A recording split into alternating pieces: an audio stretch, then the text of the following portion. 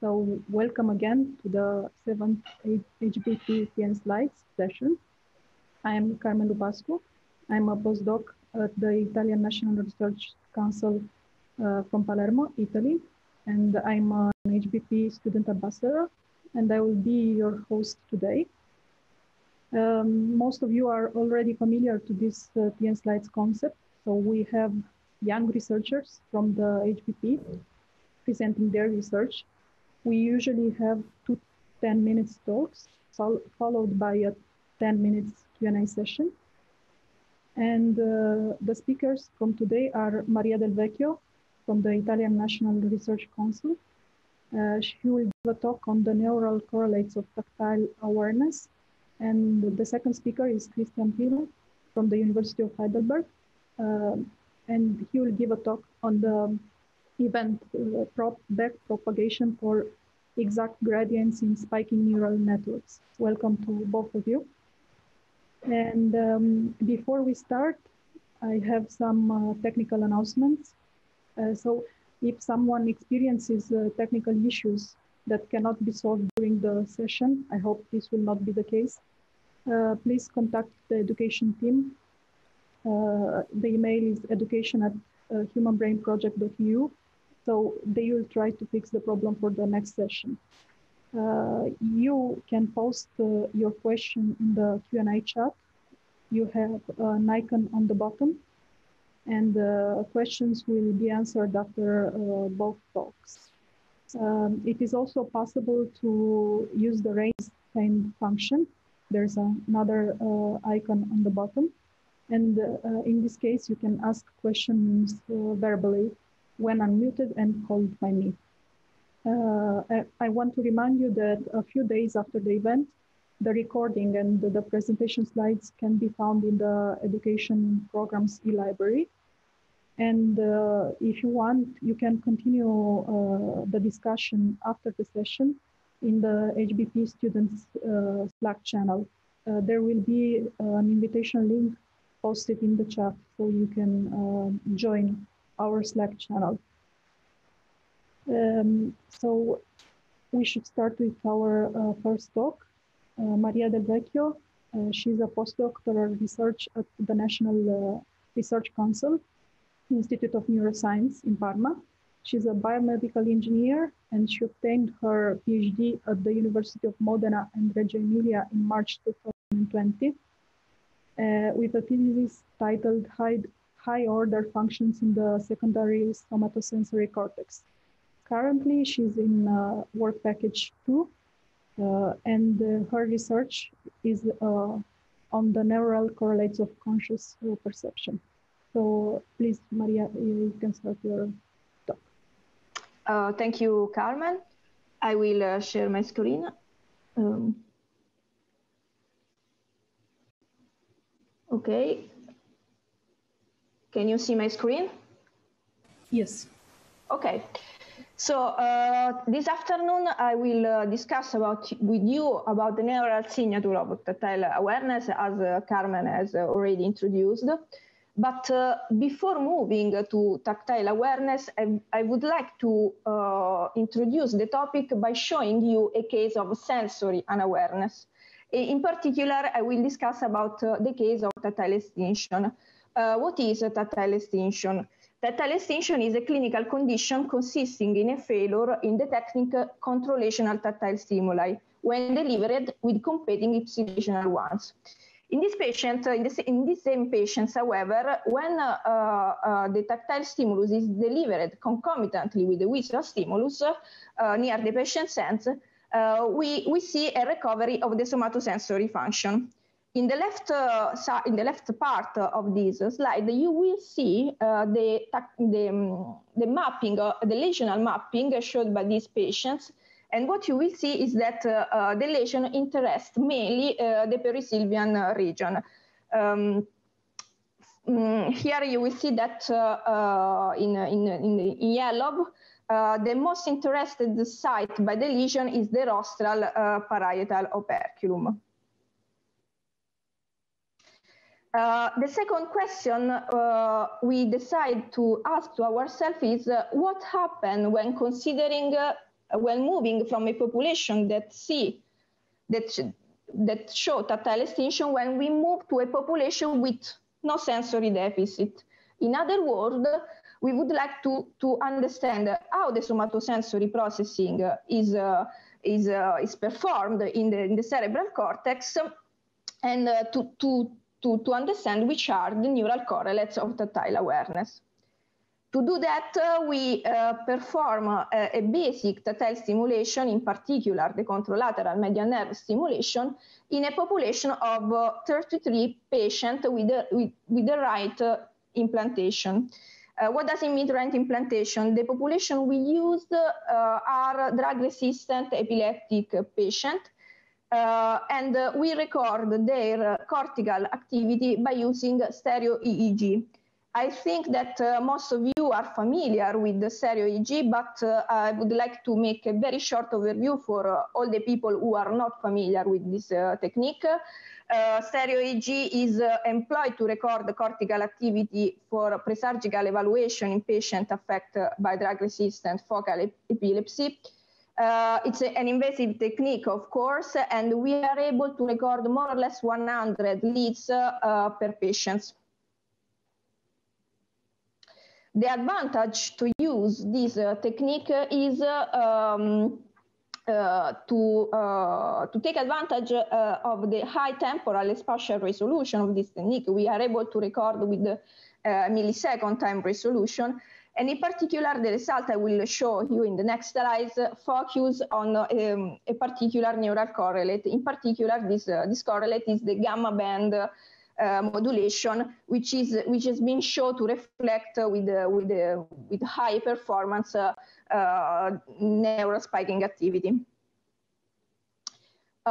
Here you will see that following this basic stimulation we delivered to patients, in particular the contralateral medial nerve stimulation, we have a wide involvement in the somatosensory cortex. In particular, we have primary somatosensory cortex, of course, parietal operculum, insular cortex, as well as premotor and posterior parietal cortices involved in the processing of somatosensory stimuli.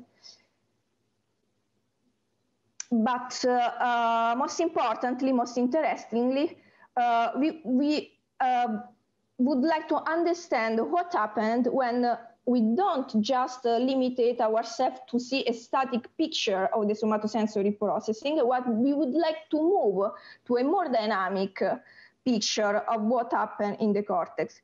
To do that, we clustered the gamma band responses following tactile stimulation. And we saw that by clustering the response, we can identify 3 different clusters of responsiveness.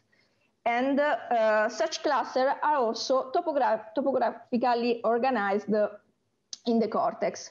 We can see that we have in red, and also we can see the correspondent leads in the picture in the flat map of the cortex. We have the phasic cluster, which is a very sharp, which has a very sharp shape. It's early, short-lasting, high amplitude cluster. And in particular, such cluster interest primary somatosensory cortex and posterior parietal cortex. And also taking a look to this, to the shape this cluster has, we can hypothesize that it has function of tactile encoding. In blue, we can see a cluster that we have named prolonged cluster, which it lasts more or less 50 milliseconds after the stimulus delivery. And this cluster interests mainly the motor region. And finally, you will see in green a cluster which has basically a double component. Here you will see a very small amplitude component that is comparable in time with the phasing component, but more importantly, you will see this huge, long-lasting tonic component. And while it's easy to hypothesize a function for both prolonged and phasic component, the function of tonic component is still debated.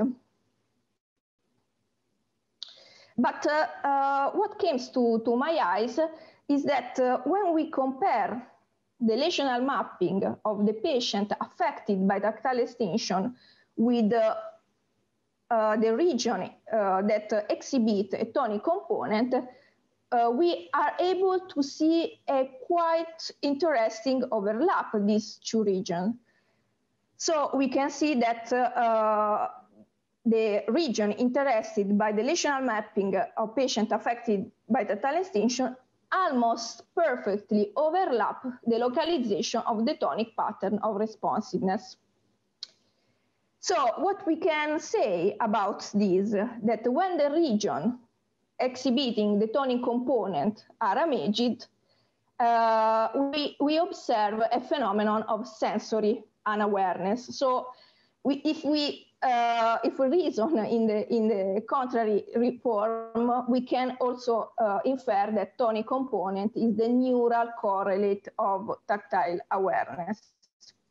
The other question that still remains is that how such patient affected by tactile extinction may recover somatosensory function following the delivery of a concomitant visual stimulus. What happens when they see such light near their hand? To do that, I have grouped all the surrounding region interested by the lesion, and I have compared what happened in terms of gamma band profile of responsiveness when we delivered just the tactile stimulation, so MER contralateral median nerve stimulation, which is the time course in black, and I have compared this gamma band with what happened when we delivered tactile stimulation concomitantly to a visual stimulus, which is the track in red. What you will see here is that although we have no responsiveness in such region, in the perisylvian region, to mere visual stimulation, we have in all this surrounding region, in all the cytorkinetonic subdivision of the parietal operculum, an enhancement in terms of gamma bands caused by the delivery of this concomitant visual stimulus. And more interesting, such enhancement is confined to the late component of the response. So to conclude, I would like to show you just 4 highlights about this topic, and these are somatosensory stimulation involve a byte network in the cortical mantle, and responses are topographically organized according to their temporal profile of responsiveness.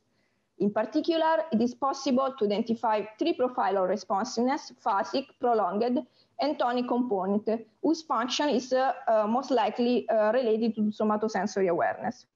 In particular, the spatial localization of the tonic component fits with the lesional mapping of patients affected by tactile extinction, indicating that when areas exhibiting tonic component are damaged, we observe phenomena of somatosensory unawareness. And the delivery of a concomitant visual stimulus elicit an enhancement of the tonic component, thus reinforcing the link between such component and tactile awareness. Before moving to question, I would like to thank all the people that are involved in this project. Of course, people from National Council of Research, my supervisor, Dr. Pietro Avanzini, but all the people that are in Niguarda Hospital that cooperate with us with this research, and people from University of Milan, Andrea Pigorini, Professor Marcello Massimini, and people from University of Turin, Carlotta Fossataro, and Professor Francesca Garbarini. Okay, thank you, Maria. Thank you very much, Carmen. We already have a question by Julia Quintero. She's asking, planning to move forward to somatosensory modalities. Sorry, just 1 second. My computer was Could you repeat the question, please? She's asking if you are planning to move forward to somatosensory modalities. Yes, indeed, we are also starting study with a more wider sample, the neural correlates of other modalities, in particular acoustic modality and visual modalities. And we are also planning to understand if such long latency and short amplitude, I would say tonic responses, are a modality that is shared also by other sensory system, not limited to the somatosensory one. Okay, thank you. I see Christian. Thank you, Carmen. Is not anymore there. Okay, he's here, so I can introduce him.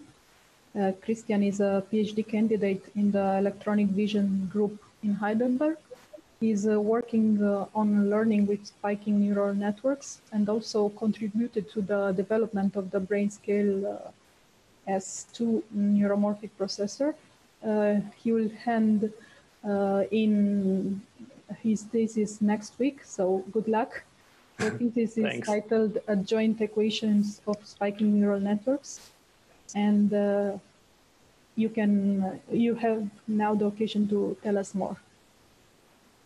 Thank you, Carmen. Oh, is that the... I need to bring the window to front. Can you see the screen now? Now. We can. Okay, great. So thank you, Carmen, for the nice introduction. I will be talking about backpropagation in spiking neural networks to you today. But maybe I should first, for those of you who don't know about backpropagation, tell you a bit more about what that is. So backpropagation is the algorithm that basically enables the current deep learning revolution. So it is what has been used, for example, to teach computers to beat humans at Go, or the most recent amazing success was this protein folding challenge that was solved by DeepMind by a deep neural network. And deep neural networks are trained by backpropagation, essentially. And yesterday I tried to explain what backpropagation is to a friend of mine, and he isn't really a mathematician. So I came up with this analogy. You can basically think of it in terms of messages or packets that are passed between these tiny machines. And each of these machines has like parameters, so kind of dials that you can dial. And the machines are connected via, let's say, conveyor belts in a directed, so like conveyor belts go in one direction.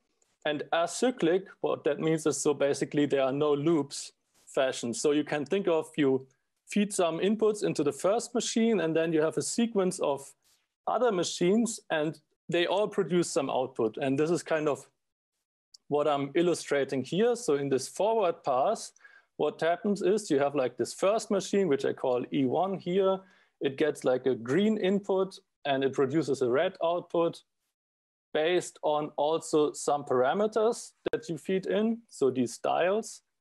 And then you have like a second machine. It takes this red input and it produces a blue output, again, based on some parameters that you feed in. And now the goal is you only get to really inspect the output of this whole chain of machines. And based on that output, based on some judgment of error that this sequence of operations has produced, you feed into a second, like basically a mirror of the first network of machines. You feed in like error information at that. And then the point of the backpropagation algorithm is that actually you can, by propagating back these errors from machine to machine, update all these dials, all these parameters to a new value that slightly differs from the old value, in such a way that eventually actually this machine produces always your desired output. So this is the kind of thing that happens in deep neural networks. And most importantly, it happens kind of in two passes. So there's a forward pass and a backward pass.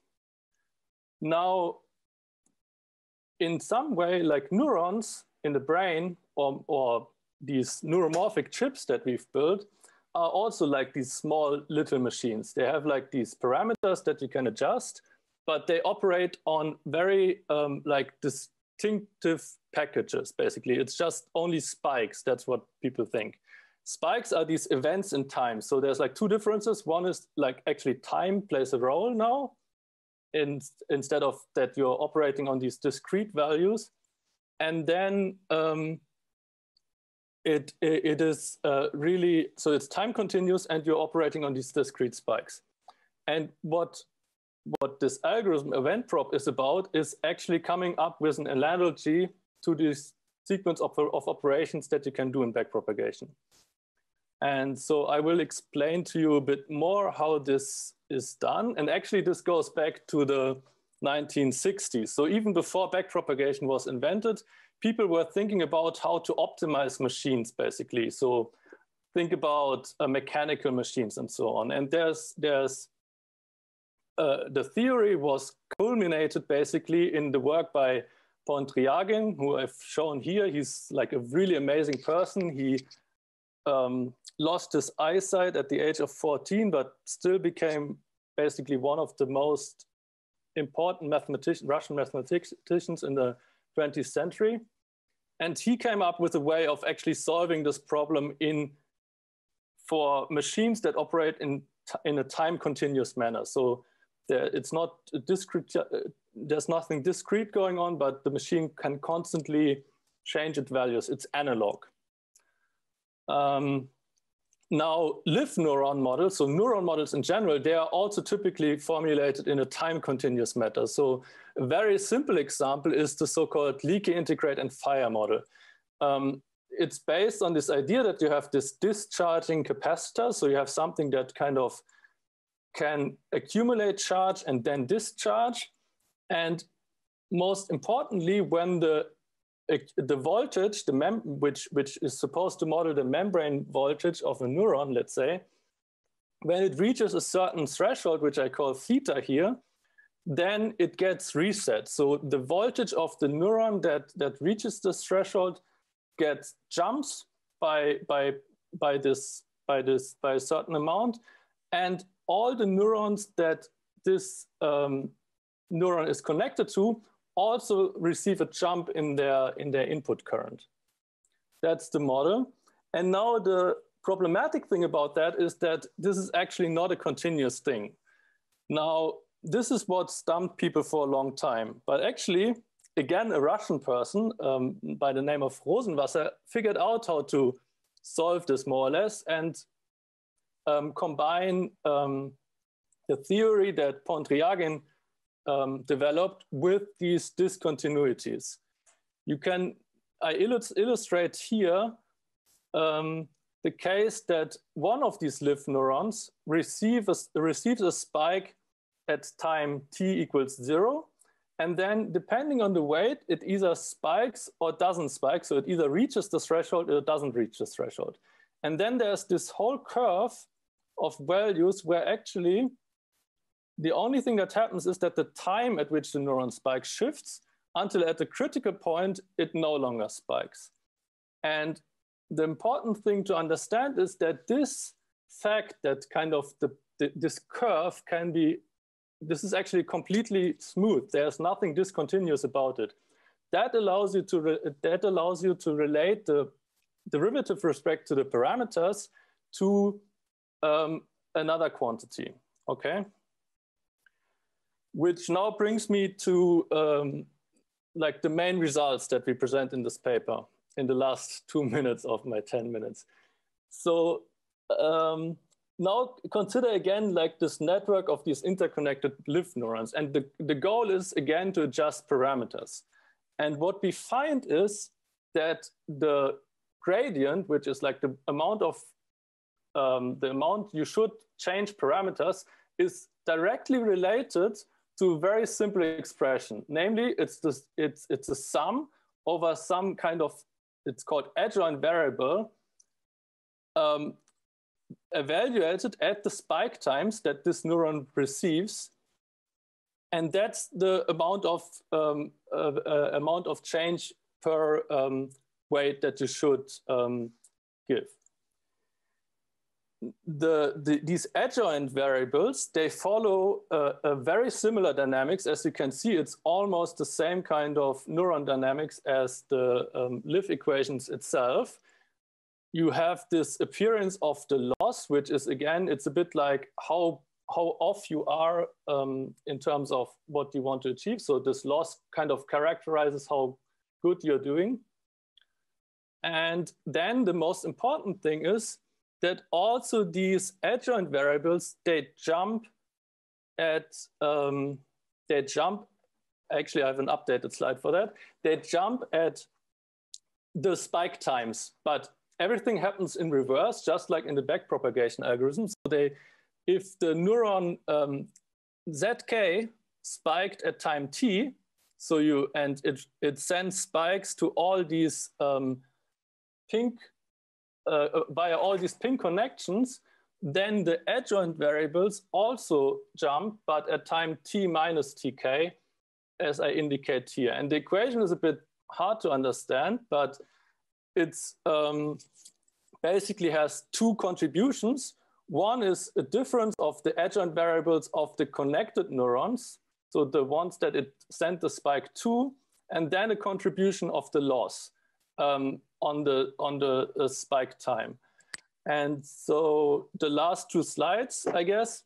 So here, this is kind of illustrated in a simple example. And what you see, and this is kind of one of the important results, is that the gradient that you compute in this way matches exactly the numerical gradient that you would compute. And we also demonstrate this in a bit more complicated example where we have like a multi-layer network, and we encode input as these spike latencies, and then have like a fairly complicated expression for how well we are doing to classify three different classes of points in this two-dimensional space. Yes, so this is basically it. Yeah, let me thank you for your attention. Thank you, Christian. Still no questions in the Q&A session. Please don't be shy. In the meantime, I would like to ask you, Christian, maybe you already told us this, but how you establish the connectivity between the nodes of the network? You mean what kind of connectivity, or? Yes. So yeah, this is a good question. So basically, like in the derivation, you just assume that that all neurons are connected. But what that means is that the weights are not zero. Okay. So if you then restricting your connectivity to, let's say, a multi-layer network just means setting certain weights to zero, and the derivation still works because these weights then won't change, and so it will stay like a whatever kind of network topology that you want. I see. I saw one hand raised, but it's not raised anymore. We have a question by Jens Peterson. So is the EventProp implemented in code somewhere? So he wants to try it out. So yeah, yes, of course, for doing these simulations, we implemented it. There's also a project that actually Jens and I are involved in, which is called North. So you should know. And but the code for the code that I implemented to integrate there, I haven't released yet. It's mostly because of time constraints, and yes, but it will get released. Source, so it will be released, and it will be part of this open source library. Okay, and he has still other questions. So what is the implication of the EventProp for deep learning for spiking neural networks? Where does this apply? Yeah, so I mean, the really cool thing is that this because I tried to explain it, but I think I rushed a bit over it. Both the forward pass and the backward pass are completely event-driven. What this means is if you have a neuromorphic chip and you have already a way of communicating events in the system, then there's a good chance that you will find a way to actually implement this on a neuromorphic chip. And so, and then the other thing which we already talked about, this connectivity, because it applies to arbitrary connectivity, you can really train deep spiking neural network with it. And so the combination of this temporal sparsity together with the fact that it really is applicable to any kind of loss function, I think it makes it really powerful. So it can be applied also to neurorobotics? Sure, yeah. So the loss, so what is kind of, the loss kind of summarizes all of these things. In my thesis, there's a very, very simple reinforcement learning task where I use this algorithm, but there's no restriction on it. So reinforcement learning also works with this. Okay, thank you. One other question by Alice. So she says, great talk and work. She thanks you. And she asks, are you planning to apply this method also to spiking neural networks with more advanced leaf models like ADEX or generalized leaf, if feasible, of course? So first of all, it is possible. And I mean, this is now a bit repetitive, but there is actually like results on that in my thesis. But yeah, so yeah, I plan to. So one thing that I can tell you about that I already did is I used the LSNN or adaptive lift neuron model that a group in Graz has pioneered or has applied recently, and to that, it generalizes very easily, and actually, but also to something like ADEX, it generalizes. Okay, thank you. One question for Maria too. So, why do you present only results involving the right hemisphere? Is there any lateralization effect? The question is from Sylvia Blabber. You are muted, Maria. Okay. Yes, we can have, let's say, basically a symmetrical view for the left cortex, for the left hemisphere, when we consider the somatosensory responses and how such responses clustering over time. But today I've decided to present just right hemisphere because lesional mapping are focused on the right hemisphere because left brain damage most influence language area, and generally they are discarded for research purposes for this region. I see. I wanted to ask you also, why did you use only the gamma band? Have you analyzed also other bands? Not for the moment, but we decided to focus on gamma band because it has been shown that it has the higher specificity and it can reflect neural process basically. So we can have the most high accuracy by analyzing gamma band. I see. Thank you. One more question for Christian. Can you talk a bit more about how this scales to larger networks and more complicated tasks? By Tina Kokan. Yeah. Yes, sure. So, so more complicated tasks, I have also evaluated. Like these results are not like in this paper, but I have preliminary results on things like CIFAR, like machine learning tasks like CIFAR and MNIST and so on, and like convolutional neural networks with more layers and things like that. One major challenge, which is actually in terms of implementation efficiency, I had access to a supercomputer, so it was not like a huge concern to me, but implementing this algorithm in a way that is very efficient requires basically writing a simulator from scratch, or you have to adapt the algorithm to something like Nest, but that doesn't, so there's like details regarding that. The implementation I have right now is actually does pretty well. So it's similar to what we do in Norse, but it's not the most efficient one. So going beyond, like relatively, like by machine learning standards, I mean. So I think by spiking neural network standards, these are still large networks, but it's the problem is that as time, since you have a time dimension, basically any time step that you do, if you do it naively, is as if you added another layer in a deep neural network in terms of memory requirements and so on. So, so yes, I scaled it to larger networks, to convolutional neural networks and so on, and it's working, so it performs well, but there's just like additional stuff to be worked out.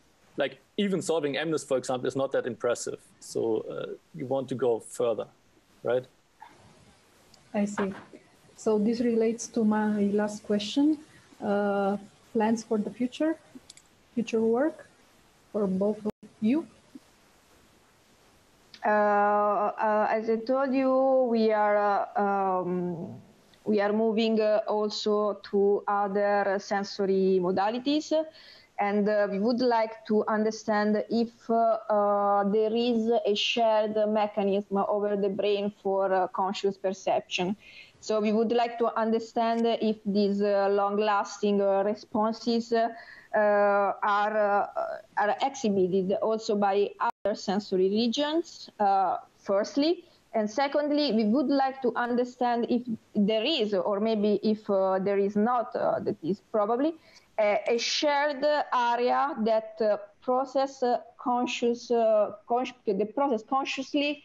stimuli from different sensory modalities, or instead each sensory modality is independently processed also consciously in the brain in no report paradigm as the one I show you this afternoon.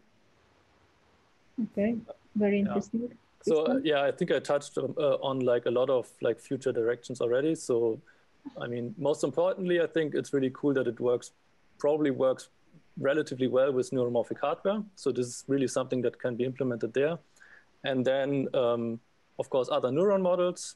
There are lots of them. And then hopefully like release the code, of course, and apply it to maybe combine it with plasticity, for example. That would be also nice. Maybe in the HBP collab framework. Of course. This would be a nice idea. Okay, yeah. Thank you both very much again.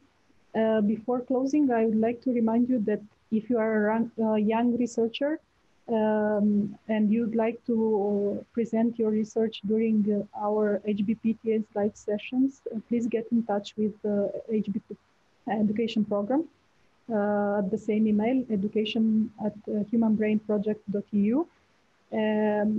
There will be another session after the winter holidays on Thursday, 14th of January, 2 p.m. By the way, another deadline on 14th of January is the deadline for the registration for our HBP student conference. There will be a 4-day conference virtually from 1st of February to the 4th of February. So please register. It will be very nice and you can enjoy and network and find a lot of new information.